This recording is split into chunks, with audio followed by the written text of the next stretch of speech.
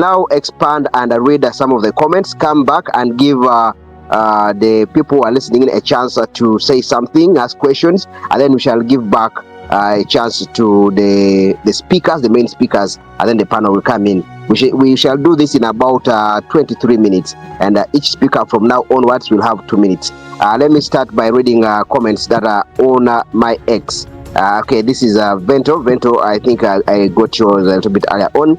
Actually, ITV, you said that people should stick to the topic. And okay, Mr. Mugadi, I'm going to give you a chance to speak because you've requested to speak as well.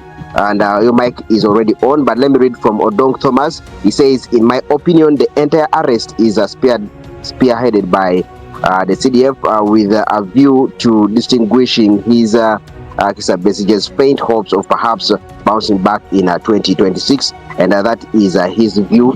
Let me give now Mr. Mugadi a chance to say something. Kindly, you are now able to speak to us. Ask your question, give us your opinion, and it shouldn't go beyond 2 minutes. Well, I would say good morning, good afternoon. It's midday where I am, but I will ask one question to all of you, and then whoever will speak, I will want to hear your answer. My question is, what does your 15 minutes of an emergency look like? And then the other question will be, how many of you can give way to an ambulance? Or why do we give ways to an ambulance? I'm speaking as a medic in the United States.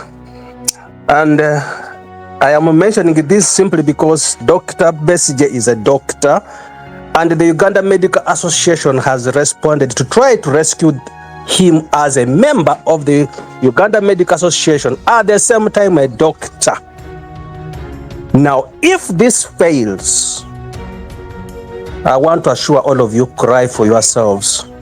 There is no doctor worth a doctor who will not do what Besigye has done in shaping politics. Medicine is politics, and we have ignored our medicine for a very long time. Actually, in all spaces that I've been speaking, this morning I was speaking to a reproductive health group. You can't even provide contraceptives in your country. I'm a Ugandan, but I'll mention it as your country because I knocked doors for Trump to do what he's doing. If you can't provide even contraceptives to your country, if you can't provide drugs for people with HIV/AIDS, take medicine seriously, respect medicine. The Uganda Medical Association is saying walk to freedom. And we are saying, and I'm mentioning this, I have told the Uganda Medical Association, go beyond walking to freedom. Go and investigate Luzira maximum prison. Are they poisoning people? And to you brothers and sisters of Northern Uganda, ask your Professor Lagoro. I participated in the research of CDC, who are researching on children with nodding disease in Northern Uganda, and they never allowed us to produce the results of the research.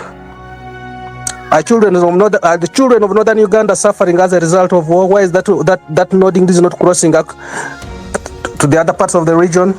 Ask Professor Lagoro. So take medicine seriously. If medics fail tomorrow, today was their last.